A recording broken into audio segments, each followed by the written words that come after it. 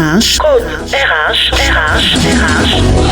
Alors, on est toujours avec toi, auditeur, dans ton émission, le Code RH sur les 98.5 avec Monsieur Charles Guillem, professionnel des ressources humaines. Et nous avons en direct par ligne téléphonique depuis le Canada, Monsieur Élie Les Bateaux. Élie, bonjour, tu m'entends? Oui, bonjour Roger, comment tu vas? Ça va, super. Alors, déjà, je vais présenter un peu le contexte. Alors, dans notre émission Code RH, l'idée pour nous, c'est d'accompagner les diplômés dans leur démarche d'insertion professionnelle. Donc, on essaie de décoder pour eux certaines pratiques des recruteurs, des professionnels de la fonction pour les aider à s'insérer. D'accord? Et il y a un certain nombre d'actions qui passent par du coaching en ligne, qui passent par des talk shows sur des sujets bien précis, mais aussi qui passent par des accompagnements directs. D'accord? Et c'est dans ce cadre-là que nous avons choisi de t'appeler pour que tu nous parles de l'expérience de l'insertion professionnelle des Ivoiriens qui arrivent au Canada. Parce que de plus en plus, il y a des Ivoiriens qui vont au Canada. Et nous, on est curieux de savoir quelles sont les difficultés, Élie, d'insertion de ces jeunes Ivoiriens qui arrivent au Canada. Je te remercie pour cette question. La première difficulté, en fait, c'est le manque d'informations sur le marché du travail, ici, en fait. Donc, la difficulté, c'est que la plupart des professions au Canada sont régies par un ordre professionnel.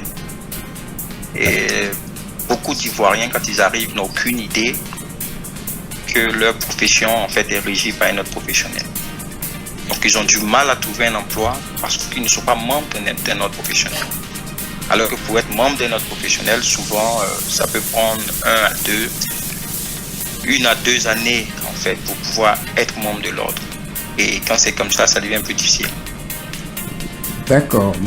Alors, est-ce que ça a été ton cas, toi Élie, quand tu es arrivé au Canada? C'est vrai que ça date déjà, mais est-ce que ça a été ton cas? Tu as eu des difficultés pour t'insérer dans le microcosme professionnel? Oui, j'ai eu des difficultés, mais la chance que j'ai eue, c'est que moi je suis arrivé comme étudiant. Donc j'ai plus ou moins eu le temps de m'adapter à la vie ici, de prendre le temps d'avoir toutes les informations par rapport à ma profession, parce que je suis ingénieur. Donc pour travailler comme ingénieur, il fallait que je sois membre de l'ordre des ingénieurs. Donc ça m'a pris presque 2 ans et demi pour intégrer un ordre en fait professionnel, celui du Québec. Mais dans ma situation, j'étais étudiant, donc j'étais encore aux études pendant que je préparais. Je suivais le processus pour être ingénieur, apte à exercer la profession d'ingénieur au Canada. D'accord. Donc, en arrivant au Canada, quand tu as réussi à comprendre l'environnement, ça t'a permis de t'adapter, c'est ça? Est-ce que c'est la même situation pour les jeunes Ivoiriens aujourd'hui? Est-ce qu'ils prennent le temps, comme toi tu l'as fait certainement, pour comprendre l'environnement professionnel pour pouvoir s'insérer?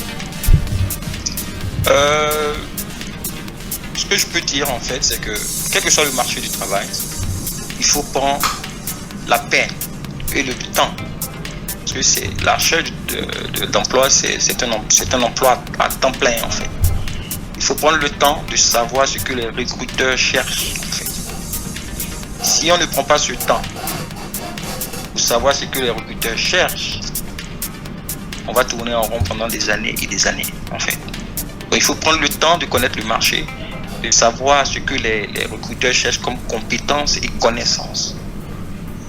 Et ensuite de s'analyser et de savoir s'il y a des gaps et essayer de les réduire en fait au maximum. Et je pense que c'est la clé en fait. C'est la démarche en fait d'une recherche d'emploi. Il faut prendre le temps de connaître le marché du travail, c'est très important. D'accord. Alors, Élie, là tu es au Canada, mais quel est ton rapport avec la commune de Cocody? Parce que ici c'est Cocody, hein, nous sommes à l'antenne de Cocody FM. Ici c'est Cocody. Quel est ton rapport à la commune de Cocody? Moi, je vivais à Cocody avant de venir au Canada. J'ai étudié à Cocody. Ma famille est à Cocody. Donc Cocody, c'est mon village. D'accord. Tu es brillé alors? Non. Non, c'est mon village d'adoption. D'accord, ok. Bonjour, d'abord Monsieur Eli. Et tu entends tes saluts? Mais j'ai pas bien saisi le nom. Elle s'appelle Lynn. Ah, bonjour Lynn. Voilà, bonjour Monsieur Eli. Vous dites qu'il faut prendre du temps pour faire des recherches sur l'entreprise. Mais je pense que certaines personnes le font, certaines personnes le font. Mais quand vous dites aussi le manque d'informations sur la profession et il faut être membre de l'ordre professionnel, c'est-à-dire...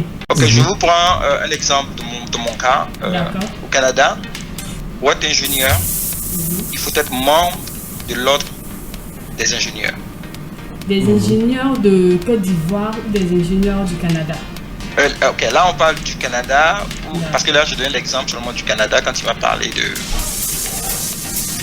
Parce que je pense qu'en Côte d'Ivoire, la profession d'ingénieur n'est pas régie par un ordre professionnel. Si, je te confirme que c'est régi. Bon, bah, maintenant, il y a quand même des différences notables. Mais vas-y.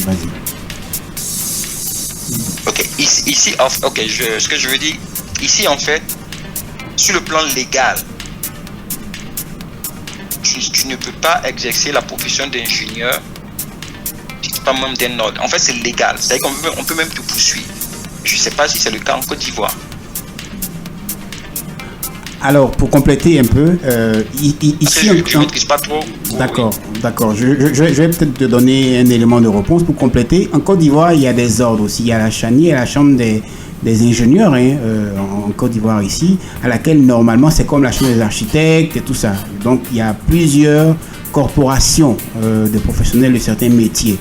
Naturellement, elles ont leurs règles. Bon, bien évidemment, il y a toujours dans l'application des règles, des situations qui compliquent ces applications.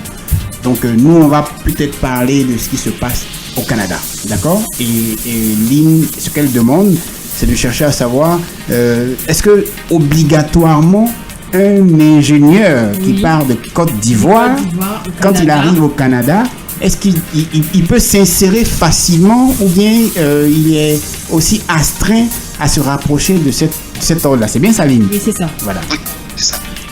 C'est une obligation légale. D'accord.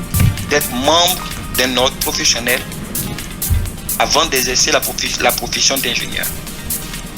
Il peut faire autre chose, mais il ne peut pas exercer la profession d'ingénieur. Et il ne peut même pas se faire appeler ingénieur au Canada s'il n'est pas membre de l'ordre des ingénieurs. D'accord. C'est-à-dire, en fait, il y a la profession à titre exclusif. Ok. Et puis, c'est la profession à titre réservé. Donc, le titre d'ingénieur est réservé. Ok. D'accord. Ok, ça c'est intéressant. Il y a Joseph qui veut poser une question. Oui. Bonjour, monsieur. Bonjour, Joseph. Oui. Moi, ma question elle est un peu particulière.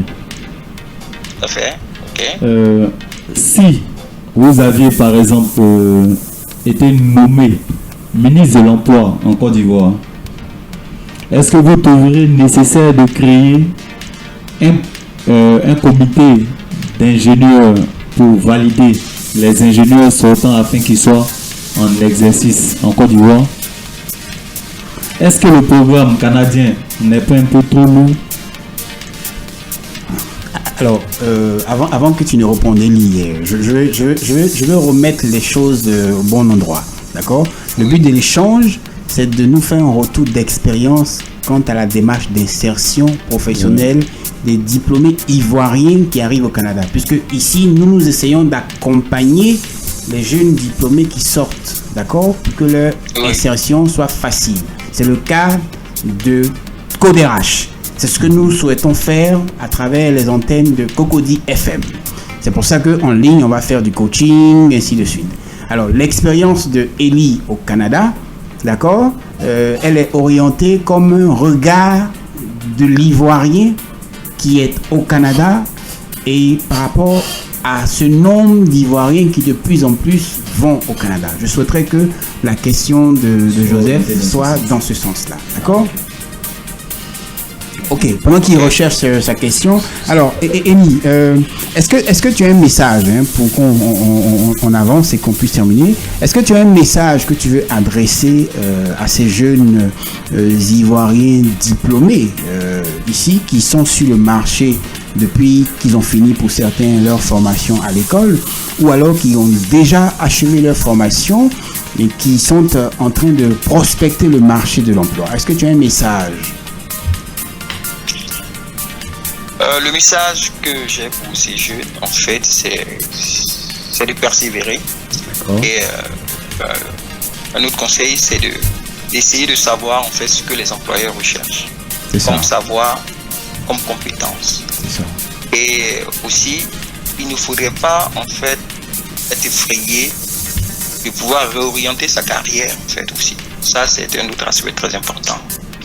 Parce qu'on peut avoir étudié dans un domaine et puis avoir des aptitudes dans peut-être un autre domaine. Donc, il faut se connaître ses limites, connaître de quoi on est capable et puis ne pas avoir peur de s'orienter. Parce que si le marché du travail demande certaines compétences ou certaines connaissances qu'on n'a pas, il faut essayer de les avoir. Il faut réduire cet écart-là entre ce qui est demandé et ce qu'on a en fait pour pouvoir attirer les employeurs en fait. Tout à fait, très tout à fait. important. Alors, Cocody FM a eu 21 ans cette année. Un petit coucou à Marie-Catherine Kouassi qui se bat comme elle peut depuis 20 ans pour maintenir cette passion-là à la radio. Alors, Élie, tu es un enfant de Cocody, d'accord?